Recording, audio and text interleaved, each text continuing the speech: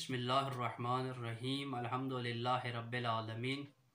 الصلاۃ والسلام علی اشرف الانبیاء والمرسلین حبیب الہ العالمین ابی القاسم محمد ثم صلاۃ والسلام علی اہل بیتہ الطیبین الطاہرین معصومین المظلومین خصوصاً علی امیر المؤمنین علی ابن ابی طالب علیہ الصلاۃ والسلام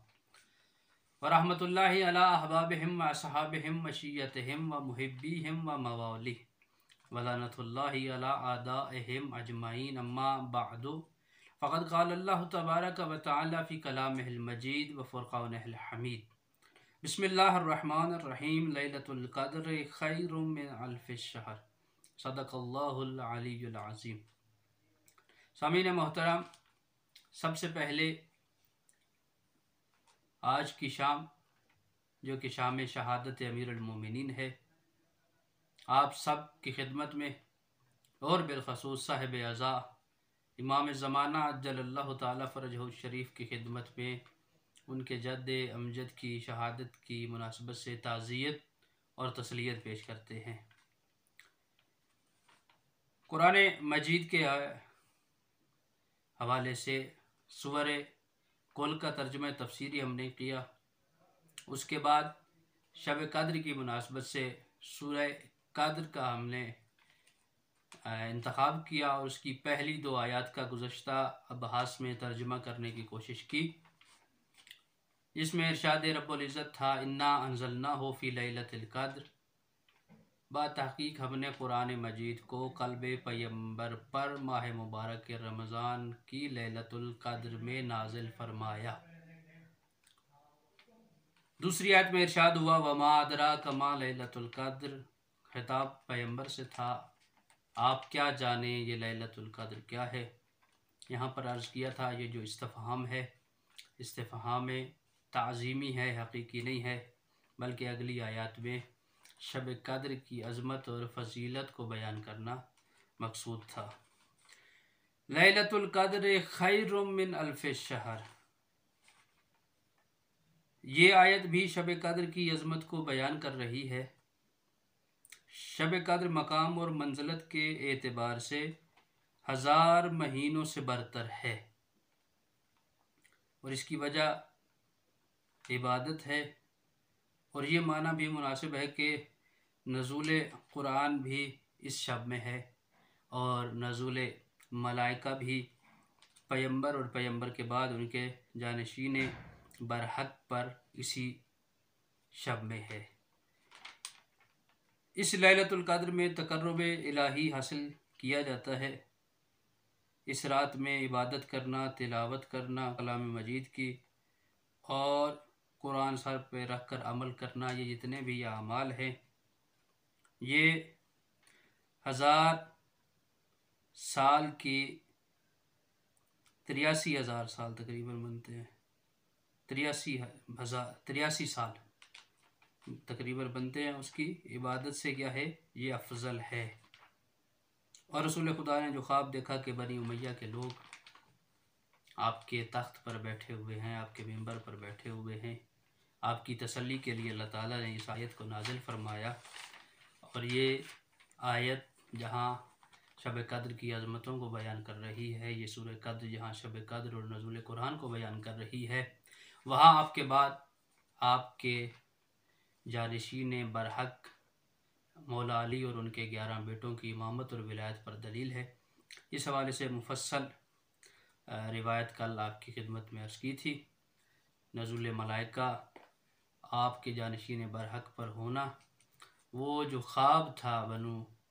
امیہ کے حوالے سے کہ جو آپ کے منبر پر تھے، اس کے جواب میں اللہ تعالیٰ کی طرف سے آپ کے لیے تسلی تھی۔ تنزل الملائکۃ والروح فیہا بإذن ربہم من کل امر، ملائکہ اور روح اس رات اللہ کے اذن سے مقدرات عالم کی تقدیر کے لیے آسمان سے نازل ہوتے ہیں۔ کل عرض کیا تھا اس آیت میں تنزلہ جو ہے نا وہ فعل مضارع کا لفظ استعمال ہوا ہے، جس کا معنی استمرار ہے، جس سے واضح ہوتا ہے کہ شب قدر پیغمبر کے زمانے تک محدود نہیں بلکہ قیامت تک اس کا تکرار رہے گا۔ پیغمبر کے ہر وصی پر ملائکہ اور روح نازل ہوں گے اور مقدرات عالم کو پیغمبر یا وصی پیغمبر کی خدمت میں پیش کر کے ان سے تائید ملائکہ لیتے رہیں گے۔ یا روح سے مراد جبرائیل نہیں بلکہ مخلوق عظیم ہے جو ملائکہ سے مافوق ہے۔ اور گزشتہ آباس میں عرض کیا تھا کہ روایات میں اس کے اعمال کے حوالے سے تحقیق کی گئی ہے کہ شب قدر میں بیدار رہیں، عبادت کریں، وہ چیزیں خصوصاً معصومین سے جو شیخ عباس قمی علیہ رحمہ نے مفاتیح الجنان میں جمع کیے ہیں اور جس کا ترجمہ حضرت آیت اللہ حافظ سید ریاض حسین نجفی نے اردو زبان میں بھی کیا ہوا ہے، وہ اعمال انجام دیں۔ اور وہ اعمال جن میں قرآنی عمل ہے، نمازوں کا ذکر ہے، شب بیداری ہے، غسل کا ہے، وہ ساری چیزیں جو اعمال ہیں وہ ایک رات کی عبادت 83 سال کی عبادتوں سے افضل ہے، کیونکہ 1000 مہینہ تقریباً 83 سال بنتا ہے۔ آخری آیت اس کی ہے سلام ہی حتی مطلع الفجر۔ یہ بھی قدرت الہی کے ذریعے سے یہ جو سلامتی ہے ملائکہ کی نزول کے ساتھ یہ طلوع فجر تک جاری رہتی ہے۔ اور یہاں پر جو ظرف و زمان کا ذکر ہے یہاں پر واضح کرنے کی ضرورت ہے کہ جو بندہ بھی شب قدر کو درک کرتا ہے اور شب قدر میں اپنے آپ کو عبادت کے لیے پیش کرتا ہے، بارگاہ ربوبیت میں سر بسجود ہوتا ہے، تو اس کے ساتھ ملائکہ کی طرف سے سلامتی ہوتی ہے، لطف خداوند متعال اس کے شامل حال ہوتا ہے، پھر کسی قسم کا شر اسے نقصان نہیں پہنچا سکتا، نہ کوئی جنات اسے نقصان پہنچا سکتے ہیں، نہ کوئی انسان کے جو نمائندگان شیاطین ہیں